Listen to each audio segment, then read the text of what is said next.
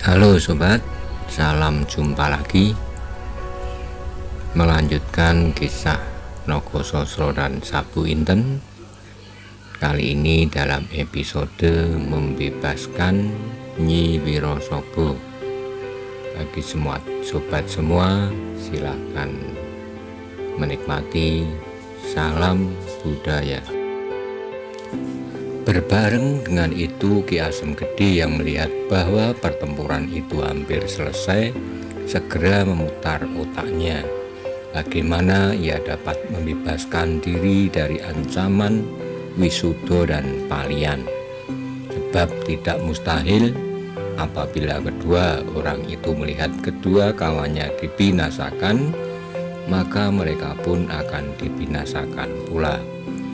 Maka untuk sementara Ki Asem Gede berbuat seperti orang yang ketakutan dan tak berdaya. Ketika Wisuda dan Palian baru memperhatikan saat-saat terakhir dari kedua kawannya, Ki Asem Gede segera bertindak. Dengan kecepatan yang luar biasa, ia merendahkan dirinya dan kedua tangannya menangkap pergelangan Wisuda dan Palian yang memegang senjata. Dengan sekuat tenaga, kedua orang itu ditariknya ke depan lewat atas pundaknya. Pada saat kedua orang itu terpelanting dengan kedua kakinya di atas, Ki Asem Gede mengubah gerakannya dengan menyentakkan kedua tangan korbannya itu kembali ke belakang.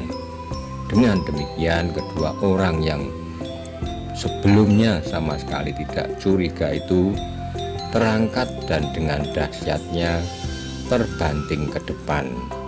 Kepala dua orang itu membentur tanah, maka tanpa ampun lagi kedua orang itu lehernya terpuntir dan nafasnya putus seketika. Orang-orang yang melingkari arena melihat dua kejadian yang mengerikan dan terjadi pada saat yang hampir bersamaan itu terdiam seperti patung. Bahkan tubuh mereka hanya dapat sebentar memandang Maiso Jenar dan sebentar memandang Ki Asem Gede yang sesudah mengeluarkan seluruh tenaganya itu kemudian menjadi lemas dan terduduk di atas tanah. Maiso Jenar tidak tahu apa yang sudah dilakukan oleh Ki Asem Gede. Maka ketika ia melihat keadaannya, ia menjadi cemas. Cepat-cepat ia melangkah menghampirinya. Dan pada saat yang demikian, para penonton menjadi tersadar tentang apa yang baru saja terjadi. Segera terjadilah kegemparan. Beberapa orang berdesak-desaan ingin menyaksikan mayat-mayat di tengah arena itu, tapi sebagian ingin melihat apa yang terjadi dengan Ki Asem Gede. Kegemparan itu segera berubah menjadi jeritan yang hampir bersamaan keluar dari beberapa mulut para penonton. Sebab pada saat Maiso Jenar sedang hampir sampai pada tempat Ki Asem Gede terduduk, ada tombak meluncur yang datangnya sangat cepat. Apalagi Maiso Jenar sama sekali tak mengetahui karena perhatiannya tertuju pada Ki Asem Gede. Mendengar jeritan-jeritan itu, Maiso Jenar terhenti dan segera perasaannya yang tajam menangkap bahwa ada sesuatu yang terjadi di belakangnya. Cepat-cepat ia membalikkan diri. Semuanya itu terjadi hanya dalam waktu yang singkat, maka tak ada kemungkinan bagi Maiso Jenar untuk menghindarkan diri. Maka yang dapat dilakukannya hanyalah dengan tangannya melindungi dada. Tetapi ketika tombak itu hampir menancap di tubuh Maiso Jenar, terjadilah suatu benturan yang dahsyat diiringi dengan suara gemerincing senjata beradu, sehingga timbullah bunga api yang memancar. Kembali para penonton terkejut bukan main.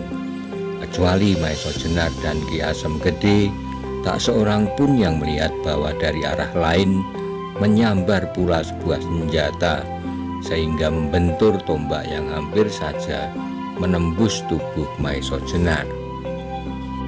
Apalagi ketika dua senjata yang beradu itu jatuh di tanah, maka darah orang-orang yang berkeliling arena itu terhenti dibuatnya. Ternyata tombak yang dilempar ke arah Maesha Jenar itu patah ujungnya, sedangkan di sampingnya menancap sebuah trisula.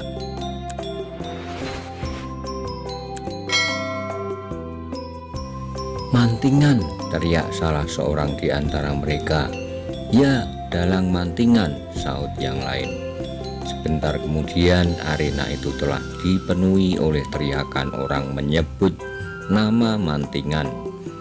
Memang Mantingan telah terkenal di daerah itu sejak beberapa waktu yang lampau, tetapi kemudian lama ia tidak muncul, dan sekarang mereka melihat lagi sebuah trisula yang bertangkai kayu berian, dan pada pangkalnya berukiran kuncup bunga kamboja. Hampir semua orang mengenal benda itu. Di mana benda itu berada, di sanalah Mantingan pasti ada, dan sebaliknya. Tetapi meskipun mereka sudah mengetahui hal itu, ketika mereka mengikuti arah pandangan mata Maesha Jenar, darah mereka tersirap juga melihat seorang yang duduk dengan tenangnya di atas seekor kuda berwarna abu-abu. Sungguh mengagumkan. Tetapi kekaguman mereka segera berubah menjadi keheran-heranan ketika mereka melihat Ki Dalang Mantingan yang mempunyai nama demikian agungnya itu menunduk hormat. Malaikat manakah orang ini sehingga orang seperti Mantingan masih juga menunduk hormat, pikir mereka. Tapi mereka tidak sempat berpikir banyak, sebab mereka segera melihat Mantingan meloncat turun dan memburu ke arah dari mana tombak pendek tadi dilemparkan. "Kau samparan," desis Mantingan. Dan tampaklah di antara penonton samparan yang pucat dan gemetar. Ia kenal betul kepada Mantingan. Kalau pada saat yang lalu ia masih berani membusungkan dada, itu karena membanggakan kekuatan mereka berlima. Tapi kini 4 kawannya telah mengalami nasib yang mengerikan, sehingga hatinya pun berubah menjadi kerdil. "Masih inginkah kau mengadakan sayembara tanding?" tanya Mantingan melanjutkan. "Ampun Ki Dalang, aku hanya sekedar menurut permintaan Watu Gunung," jawab samparan gemetar. Mantingan tersenyum mendengar jawaban ini, dan ia heran pula melihat kelakuan samparan yang begitu pengecut. Sementara itu Maesha Jenar dan Ki Asem Gede yang sudah agak pulih kekuatannya telah pula berdiri di samping Mantingan. Melihat tokoh-tokoh itu, hati samparan semakin kecil dan wajahnya semakin putih. Untunglah bahwa ia berhadapan dengan orang-orang yang berhati lapang, selapang lautan yang sanggup menampung aliran sungai. "Aku ampuni kau kalau anakku pada saat ini masih seperti pada saat kau ambil dari suaminya," kata Ki Asem Gede kemudian. "Demi Tuhan, putrimu disentuh pun tidak," jawab samparan cepat-cepat. "Antarkan aku padanya," perintah Ki Asem Gede. Segera samparan mempersilahkan Ki Asem Gede, Maesha Jenar dan Mantingan untuk mengikutinya. Lewat gandok sebelah barat mereka masuk ke belakang, menyusup masuk ke dapur, dan di sana mereka masuk ke kamar mandi yang kosong tak berair. Ternyata dasar kolam kamar mandi itu adalah sebuah pintu rahasia untuk memasuki ruang di bawah tanah. Ki Asem Gede dan kawan-kawannya menjadi ragu-ragu apakah tempat itu bukan suatu alat perangkap saja. "Kau mau main gila sama Samparan? Tanya Ki Asem Gede dengan suara geram. Mana aku berani berbuat sesuatu terhadap kalian, sahut Samparan bersungguh-sungguh. Meskipun demikian mereka harus berhati-hati juga.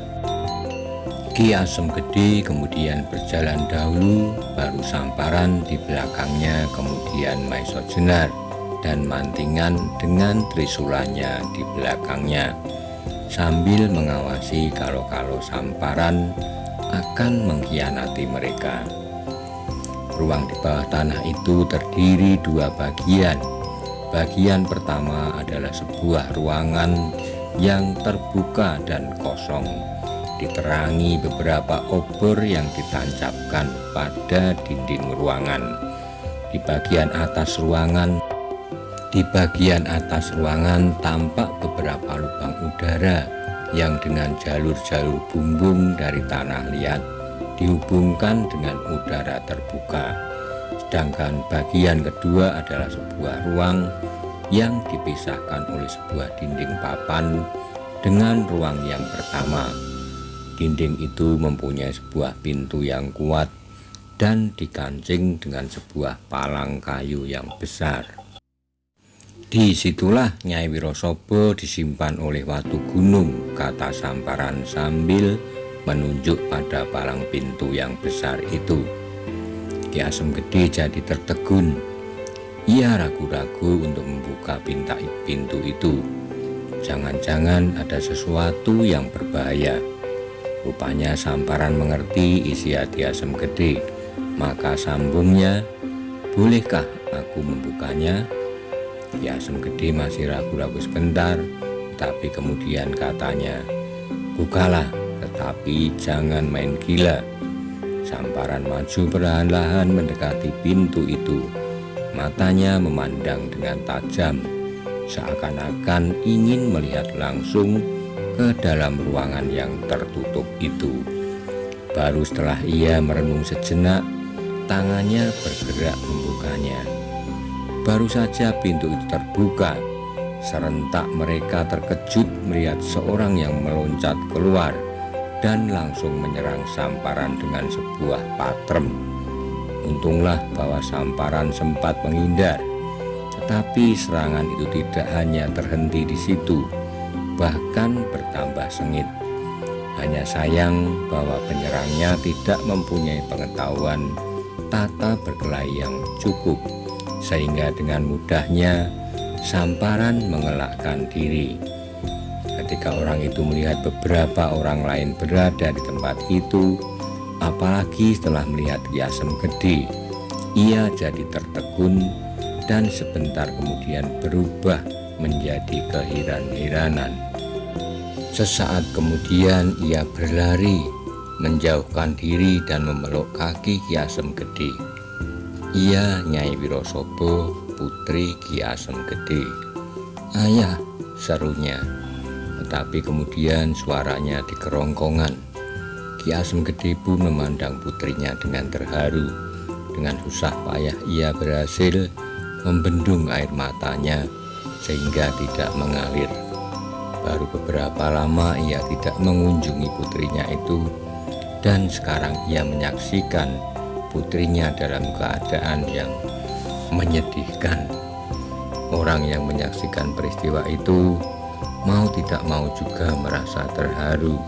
Bahkan Samparan, seorang iblis yang selama ini tidak mempunyai peri kemanusiaan, menyaksikan hal itu dengan suatu perasaan yang aneh, perasaan yang belum pernah dimilikinya. Setelah suasana agak reda, segera mereka keluar dari ruangan di bawah tanah itu, dan untuk menenangkan perasaan Nyai Wirosobo, mereka sementara waktu beristirahat di gandok sebelah barat. Setan-setan itu tidak berbuat jahat kepadamu, tanya Ki Asem Gede kepada putrinya. Nyi Wirosobo tidak segera menjawab, tetapi ia memandang Samparan dengan pandangan yang jijik, benci, dan penuh kemarahan. Manakah kawan-kawan iblis itu? Tanya Nyi Wirosobo kepada Ki Asem Gede. Beberapa kali Nyi Wirosaba mandang Maisa Jenar dan Mantingan dengan penuh pertanyaan.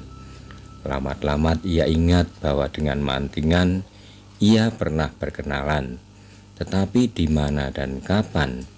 Sedangkan yang satu lagi sama sekali ia belum pernah melihat.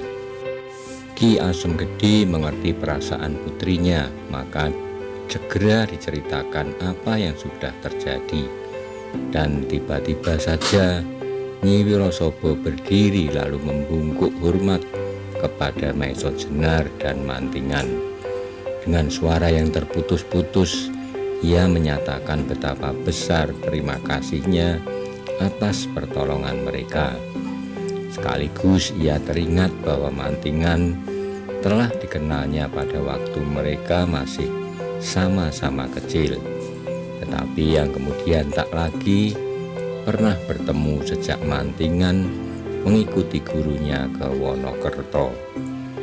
Maisa Jenar dan Mantingan tak habis-habisnya memandangi wajah Nyi Wirosaba. Wajarlah kiranya kalau Watu Gunung tergila-gila kepadanya. Betapa bahagianya orang itu yang telah menerima anugerah Tuhan berupa kecantikan wajah yang sempurna dan keserasian tubuh yang tanpa celah. Mantingan yang pada masa kanak-kanaknya sering bermain dan bertengkar bersama tidak pernah membayangkan bahwa pada usia dewasanya perempuan ini akan memiliki kelebihan dari kawan-kawannya sepermainan. Tak seorang pun yang mengetahui bahwa Nyai Wirosaba sendiri selalu meratap di dalam hati menyesali nasibnya yang jelek karena memiliki wajah yang cantik dan tubuh yang bulat yang telah beberapa kali menjeratnya ke dalam kesulitan-kesulitan yang hampir tak dapat diatasi. Bahkan pada saat yang terakhir, ia telah mengambil keputusan bahwa apabila tak ada pertolongan yang datang, ia lebih baik mengakhiri hidupnya dengan sebilah patrem yang berhasil dibawanya di dalam sabuknya daripada hidup di dalam lingkungan iblis-iblis itu.